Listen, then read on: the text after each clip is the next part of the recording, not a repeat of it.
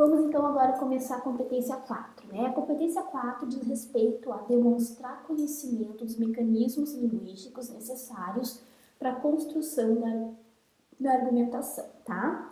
Bom, o que é importante saber aqui? Mecanismos linguísticos são toda e qualquer palavra ou expressão, né, que vai ser usada com a finalidade de agregar ideias que fundamentem a tese, neste caso em específico. Claro que eu poderia usar um mecanismo linguístico em qualquer outro lugar do texto, né, de qualquer tipo que seja esse texto. Mas em se tratando da redação do Enem, ele vai incidir principalmente na parte de construção do argumento, ou seja, quando eu saio de um argumento e entro no outro, quando eu saio de um fato-problema e entro em outro fato-problema. Então, essa parte aqui vai ser focalizada mais em nível de desenvolvimento, né, que é onde a argumentação se constrói e evolui. Observa que na competência número 3 eu falei bastante sobre a construção do parágrafo 2, que eu falei que se constrói com tema, tese, argumento, analisei um parágrafo lá. Se você bem observar, eu não comentei sobre o parágrafo 3 lá, que também é desenvolvimento. Por que eu não comentei? Porque justamente o parágrafo 3 é um dos principais momentos que vão mais utilizar essa competência número 4 aqui. Por quê? Se o parágrafo 2 tem a função que eu acabei de mencionar, tema, tese, argumento e a progressão argumentativa, né? O parágrafo 2 é assim, o parágrafo 3 também é assim. O parágrafo 3 também tem tema, também tem tese, também tem argumento e progressão do argumento, a explicação dele, né? No entanto, o parágrafo 3 se relaciona com o parágrafo 2 através de um mecanismo linguístico normalmente de soma.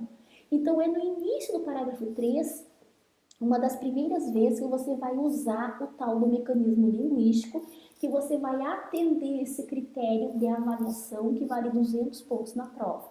São chamados conetivos, que são normalmente as conjunções. Existem outros conetivos que nós sabemos, né? Palavras que retomam palavras, etc. Mas na redação em especial, vamos trabalhar com os mecanismos linguísticos de retomada, que são chamadas conjunções. De qual tipo? Que tipo são as conjunções? Conjunções coordenadas e conjunções subordinadas adverbiais, certo? Começando então. Entre as conjunções que você mais vai utilizar, tá? Vamos pegar as mais importantes. A conjunção de soma, a conjunção aditiva, que é o além disso, além do mais, acrescenta-se ainda que, são, na verdade, são locuções conjuntivas, são, no caso, locuções que dão a ideia de soma, às vezes pode até ter um verbo dentro, como por exemplo, acrescenta-se ainda aqui, né? Ou não, só além disso também já representaria uma soma muito boa para começar o parágrafo 3. Então, para começar o 3, eu sugiro que comecem com soma.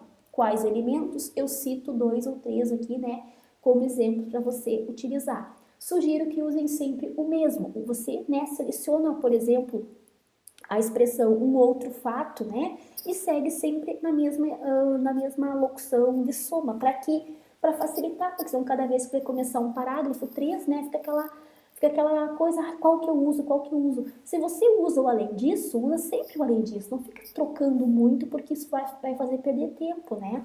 Então usa ali um outro fato, além disso, além do mais, acrescenta-se ainda que, salienta-se ainda que, né, palavras que vão somar. Depois que utiliza essa soma, aí sim, entra no tema, entra na tese, no argumento, na explicação, etc, né?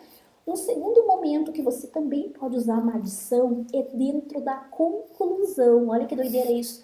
Lá no parágrafo 4 você pode usar, por exemplo, um além do mais. Em que momento que você vai usar um além do mais? Na conclusão. Lá no meio da conclusão, quando você estiver entrando com uma segunda solução, você pode somar uma segunda solução. Então, acrescenta-se ainda que, além disso é preciso que, além do mais pode-se também, né, tal coisa. Então, eu posso criar uma soma de 2, de 3 soluções, né, eu vou usar mais de um elemento de soma lá dentro da conclusão. Então, são 2 lugares essenciais que você vai aplicar os mecanismos linguísticos, em especial de soma. No início, parágrafo 3, e dentro da conclusão, que tem essa possibilidade. Agora, o mecanismo linguístico, a conjunção adversativa, né? entretanto, todavia, contudo, no entanto. Esses em especial, observa que eu não usei aqui o mas e o porém, tá? Mas sim esse que você tá vendo aqui. Esses mecanismos, eles são usados principalmente dentro da introdução, então eles vão configurar uma estratégia chamada de contraposição dentro do primeiro parágrafo do texto. Como fazer isso? Começando a introdução com uma ideia com a qual você não concorda. Então, por exemplo, eu vou falar sobre publicidade infantil, tá? Eu começo fazendo uma citação, uma alusão histórica, comentando o fato social sobre publicidade infantil, publicidade, né, de uma maneira geral, mostrando o caráter extremamente capitalista dela. Aí eu digo, entretanto, essa publicidade fere o direito quando, né? Então eu crio uma descrição, eu crio uma apresentação de ideias sobre publicidade e confronto isso no meio do parágrafo 1 usando uma conjunção adversativa. Então é ali que a gente usa, né, esses elementos de oposição. Ou o segundo momento que você também pode usar uma adversativa é no parágrafo 2, olha, segunda ou terceira linha no máximo do parágrafo 2, você pode armar esse mesmo raciocínio. Só que a diferença entre você usar a conjunção adversativa no parágrafo 1 é que no parágrafo 1 você pode ficar metade do parágrafo, ou seja, pode ficar 3 linhas, até de repente, né, até 4 linhas, fazendo um comentário, né, com o qual você não concorda, que você vai dizer, entretanto, vai refutar aquilo que vai sair por outra linha, ou seja, vai mostrar de uma outra forma sobre a questão do tema, materializando a tese, que é o problema, né, relacionado.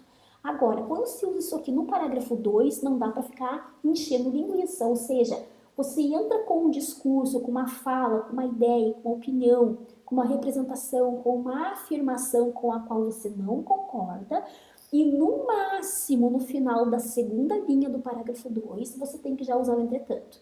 Então não dá para ficar, né, comentando muito aquilo que é externo ao que você pensa. Então, começaria falando, parágrafo 2, né, a publicidade tem a finalidade disso, disso, disso, disso. Ponto. Entretanto, essa publicidade desconstrói o pensamento ou a formação da criança à medida que, né, aí eu vou começar a entrar no meu argumento, que vai ser provar que essa publicidade faz mal à criança, tá me entendendo? Então, no parágrafo 2, o conectivo de oposição tem que aparecer no máximo até o final da segunda linha desse parágrafo. O conectivo de alternância, ou seja, daí é uma questão muito subjetiva, cada um vê, né, onde é que quer usar, não tem um momento exato para isso. A conclusão, o conectivo de conclusão, esse é bombástico. O único conectivo conclusivo de quarto parágrafo que a gente não usa no decorrer do texto, só no quarto parágrafo, é o portanto. Por quê? Porque se convenciona em algumas bancas, sei lá por que motivo, né, que o portanto é um conectivo de conclusão. Muito conclusão de quarto parágrafo mesmo, tá? Muitos avaliadores não se importam com isso, se o aluno coloca um portanto lá no final do parágrafo 2, eles aceitam. Mas eu já vi muito aluno perder pontuação no uso incorreto do portanto, então eu sugiro que não arrisque. Se for para usar o portanto, utiliza ele lá no final, lá no quarto parágrafo, né? Lá no parágrafo de conclusão mesmo, tá? Então vamos pensar. Se o portanto é um conectivo de conclusão de quarto parágrafo, você pode começar o quarto parágrafo com o portanto, pode usar o portanto no decorrer da primeira frase do quarto parágrafo, pode usar o portanto no meio do quarto parágrafo. Então o portanto ele aparece em qualquer lugar que você queira do quarto parágrafo, tá? Só que nós sabemos que para conclusiva não é só o portanto que existe, né? Existe o logo, o assim sendo, dessa forma, dessa maneira, diante disso, para tanto, nesse sentido, nesse contexto. São elementos conclusivos que amarram o raciocínio, ou seja, tu vem numa sequência de informações e você faz que aquilo fica meio voando, né? Acaba uma frase, tá, fiz a introdução, fiz uma frase, fiz duas, às vezes até três, e daí acaba aquela frase, parece que a coisa fica meio voando. Então, para não ficar voando a ideia, ou para você criar mais uma frase, caso você não consiga ter mais o que dizer, porque às vezes acontece, né? Escreve, faz que o parágrafo não evolui, não chega nunca naquelas 5 linhas mínimas, né? Que teria que ter o parágrafo. Então, você pode concluir esse parágrafo. De que jeito? Usando o elemento de conclusão. Usa nesse sentido, assim sendo, vírgula, né? Aí retoma a ideia anterior. Que ideia anterior? Se você está na introdução, você vai retomar na tua última frase, né, vai concluir a última frase, vai retomar o tema, vai retomar a tese, ou na última frase da conclusão. Você pode, nesse sentido, é preciso o quê? Você pode dar uma dica do que vai ser feito como solução, que vai entrar depois lá no quarto parágrafo. Então, o elemento de conclusão na introdução, como última frase, pode amarrar o parágrafo retomando o que já foi dito, ou pode amarrar o parágrafo dando uma dica, né, da solução que virá depois. Se você usar o elemento conclusivo no parágrafo 2 e no parágrafo 3, que é o parágrafo de desenvolvimento, você vai então estar demonstrando que tu está resumindo a ideia anterior, né, que é o argumento, e vai tentar aprofundar a consequência desse fato. Por exemplo, imagina que você está fazendo um parágrafo 2 ou 3, né, que você está falando publicidade, está falando que ela é, digamos, um ataque à formação da criança, porque a criança não tem uma criticidade, não tem a capacidade de discernir entre certo e errado em função da idade, né, pela precocidade da idade que tem, e vai apontar uma consequência de dizer que essa criança, né, por não ter essa capacidade de avaliação, ela é, digamos, violentada psicologicamente pela questão da publicidade, ao ponto de tornar essa criança um futuro jovem, um futuro adulto consumista. Então, ok, acabou aí, né? A criança consumista quando cresce, ok. Mas daí você quer dizer um pouco mais, você quer amarrar esse raciocínio, você quer de alguma maneira, digamos assim, mostrar ao leitor que tu consegue um pouquinho mais adiante, que você consegue chegar na 7ª ou até na 8ª linha do parágrafo, né? Então você vai dizer dessa forma, né? Começando uma última frase. Dessa forma, percebe-se que muitas crianças sendo consumistas quando adulto são pessoas que não têm uma orientação educacional ou uma educação, né, que concerne a organização das próprias contas, da própria forma de gastar e de ver o dinheiro. Então eu posso, digamos, evoluir, né, por conclusão e, portanto, mais uma consequência daquele formato de adulto, né, descontrolado, que consome tudo e não tem controle sobre aquilo que gasta. E como é que eu posso dizer que esse futuro adulto não vai ter controle sobre aquilo que gasta? Eu posso começar essa frase com uma conclusão do raciocínio anterior, que vai agravar, né, vai tornar o problema ainda mais sério. Então, isso é uma forma de usar o conclusivo em nível de desenvolvimento. Pode usar uma vez no parágrafo 2, outra no 3.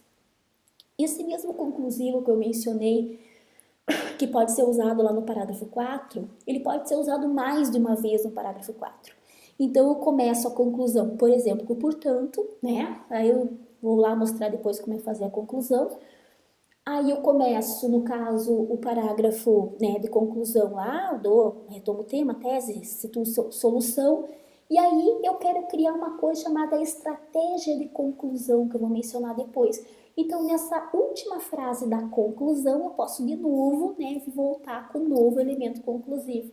Posso colocar assim, vírgula, né, e aí criar essa minha última frase, certo? Agora vamos falar do mecanismo linguístico por explicação. Isso daqui, né, é que nem água, é toda hora.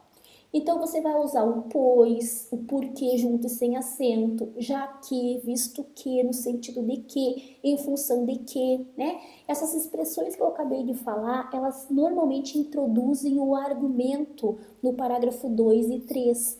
Então, eu vou dizer que a publicidade, ela atenta contra a formação da criança, pois, porque, visto que, já que, né? E a partir daí eu vou entrar com o meu argumento que eu já pensei antecipadamente. Então, esses elementos normalmente estão ali, ó, na entradinha do argumento, né? No exato lugar que a gente vai começar a argumentar e vai também progredir durante o parágrafo 2 e 3. São esses elementos que a gente usa, né, para demonstrar a entrada do argumento. Isso acontece mais de uma vez por parágrafo. Eu uso o pois, o já que, o visto que, né? Toda hora a gente vai ter uma oportunidade de usar eles, tanto no parágrafo 2 e 3, e dá para repetir, não tem problema nenhum, tá?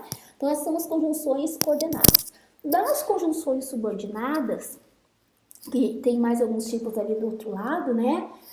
Nós temos ali a por comparação, que eu acho que essa aqui teria que ser um argumento por comparação, aí depende de como que a gente associa determinado problema da tese com outro problema externo ali ao tema, ele tem que ter um conhecimento a mais. mas eu quero focar ali na conjunção por conformidade. São essas conjunções aqui, ó, que dão a ideia de citação que eu comentei agora há pouco. Quando eu quero citar uma fonte no início da introdução, ou quero citar uma fonte no final do parágrafo 2 e 3, são essas aqui que a gente acaba utilizando, ó, conforme, de acordo com, segundo, fulano de tal. Então, as conjunções de conformidade a gente faz uso, né, a ideia de alguém, a citação de alguma fonte, de algum livro, site, qualquer pensamento externo ao nosso, que tem uma autoria representativa.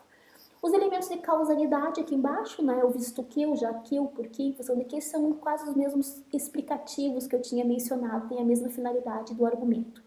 A condicionalidade, o se e o caso, né, isso aqui é bastante subjetivo, depende, né, do que você está argumentando, citando, isso aqui representa uma questão de hipótese, de condição, né, daí teria que ver um caso específico. Os elementos de consequência, né, que tem aqui o como efeito disso, em consequência disso, podem colocar também um advérbio, uma conjunção, né, de consequência adverbializada, que seria o consequentemente. E esse tipo de expressão aqui é perfeita para finalizar qualquer parágrafo de desenvolvimento. Então, no lugar de você colocar um elemento de conclusão, né, que eu estava mencionando antes para finalizar o parágrafo 2 ou 3, tu pode colocar diretamente a ideia de consequência, ó, como efeito disso, em consequência disso. Consequentemente, você vai então estar sinalizando ao teu leitor que você está agregando mais uma informação compatível com o que foi dito, mas tentando, né, demonstrar um pouquinho mais de ideia. A conjunção de concessão, que é um outro mecanismo linguístico, né, esse daqui também tem o mesmo valor que a conjunção de adversidade aqui, ó, que eu tinha mencionado antes, ó, o entretanto, todavia, contudo, né? Então, quando eu quero trazer o pensamento de alguém, quero confrontar a ideia de alguém, né? Então, vou usar o embora, né? Embora especialista em educação, fulano de tal, tenha dito tal coisa, né? Então, eu trago a ideia, a memória dele. Então, embora tenha falado, tenha determinado tal aspecto, vírgula, ainda assim, daí eu vou começar a demonstrar aquilo que eu, como autor do texto, né, quero realmente afirmar, certo? Então, a concessão, ela tem quase o mesmo valor que a conjunção adversativa que estão citadas aqui. Eu acho entre qual usar, né? Qual é a diferença, digamos, essencial entre elas? A concessão, ela é mais em cima do muro, é uma coisa assim que você não quer confrontar tanto, né? Embora falando de tal, tenha afirmado tal e tal aspecto, né, vírgula, ainda assim, aí passa a dar uma outra, digamos, ideia para aquilo que está tentando se demonstrar. Quando eu uso um entretanto, no entanto, contudo, eu literalmente refuto a ideia anterior, né? Não quero saber dela. Fulano disse isso, entretanto, né? O que passa a valer é aquilo que você vai dizer a partir do entretanto, o resto fica para trás. Então, a concessão é mais uma aguinha com açúcar, assim, né? E a diversidade, a adversativa é mais pontual, ela sinaliza melhor o pensamento. A finalidade, as conjunções de finalidade, a fim de que, para que, né, elas têm quase o mesmo valor na redação que as explicativas. Às vezes tu vai usar um pois, né, um porquê, alguma coisa, e usa o a fim de que, o para que tem quase o mesmo, né, a mesma capacidade de explicação. O mecanismo linguístico por temporalidade, né, o sempre, assim, que, quando, daí é bem subjetivo, depende da ideia que você colocar. Assim como proporcionalidade, a proporção que, a medida que, ou a medida que a população, a medida que o governo, ao passo que, né, tal aspecto, funciona assim. Então, a proporção ele é um nivelamento de ações, de comportamento, de pensamentos entre dois eixos, né? Seria a sociedade e governo, escola e população, né? Então, eu vou nivelar comportamentos, vou nivelar pensamentos e ideias que são apresentadas por mais de um segmento social, já que estamos falando de redação, né, de ações que vão ser relacionadas com o tema, certo, gente? Então, aqui eu coloco... Gente, desculpa, eu tô falando pra ti. Então, aqui nessa descrição eu comento um pouco sobre o que eu falei. Embaixo eu dou um exemplozinho para você, né, analisar com bastante atenção. Aí finalizo aqui desse lado. E sugiro que você anote bastante isso, né, esses que eu comentei, que vão ajudar bastante, certo?